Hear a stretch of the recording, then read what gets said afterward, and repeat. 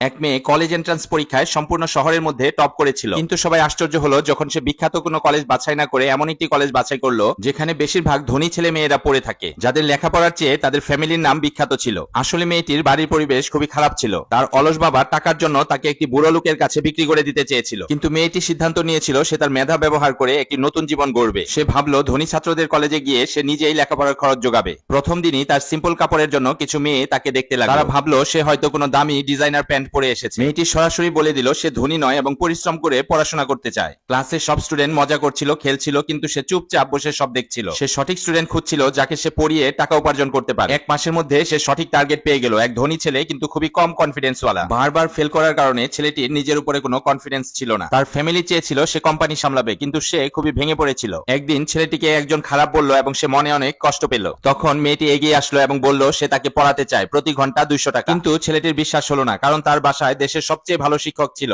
এবং কেউ তাকে শুধরাতে পারেনি। মেয়েটি শর্ত লাগালো, যদি আমি হেরে যাই তাহলে আগামী 4 বছর তুমি যা বলবে আমি তাই করব, কিন্তু আমি জিতে গেলে আমাকে মাসে 6000 টাকা দিতে হবে। ছেলেটি কৌতূহলবশত হাঁ করে দিল। মেয়েটি তাকে পড়ানো শুরু করলো। তার মধ্যে পরিবর্তন দেখা গেল। এইবার পরীক্ষায় সে পাশ করলো। সম্পূর্ণ ক্লাস আশ্চর্য হয়ে গেল। যারা মেয়েটির প্রতি ইন্টারেস্ট দেখাতো না তারাও তার কাছে আসতে শুরু করলো। কেউ বেশি টাকা দিতে চাইলো, কেউ টাইম চাইলো, সবাই তাকে টিউশন দেওয়ার জন্য রিকোয়েস্ট করলো। এগুলো দেখে ছেলেটি জ্বলতে লাগলো এবং তাকে টেনে এক পাশে নিয়ে আসলো। তার এরকম প্রোটেক্টিভ হওয়া দেখে ক্লাসের একটি মেয়ে এরিসের ধ্যান ওই মেয়েটির দিকে গেল। সে ভাবলো মেয়েটি ওর স্টারডম ছিনিয়ে নিচ্ছে। মেয়েটি আসলে হুমকি দিতে নয়, কারণ সে কেঁদে কেঁদে বলল সেও পড়তে চায়। সবকিছু ভালো চলছিল, কিন্তু হঠাৎ একটি সমস্যা হয়ে গেল। মেয়েটির বাবা খুঁজতে খুঁজতে সেখানে চলে আসলো। সে খুব রাগান্বিত ছিল, কারণ মেয়েটি তার কথার অবাধ্য হয়ে চলে এসেছিল। সে গ্রামের কিছু লোক নিয়ে এসেছিল এবং জোর করে তাকে ভ্যানে উঠাচ্ছিল। ছেলেটি দূর থেকে দেখছিল এবং এটাকে গ্রামের কোনো নিয়ম মনে করেছিল। তখনই এরিসের ফোনে মেয়েটির মেসেজ আসলো এবং লোকেশন দূরে যাচ্ছিল। এরিস বুঝতে পারলো মেয়েটি কোনো বিপদে আছে। কয়েক মিনিটের মধ্যে বেশ কিছু লাক্সারি কারের পুরো গ্রুপ ভ্যানের পিছনে লাগলো এবং ভ্যানটিকে চারদিক থেকে ঘিরে ফেললো। আরে তুমি ঠিক আছো,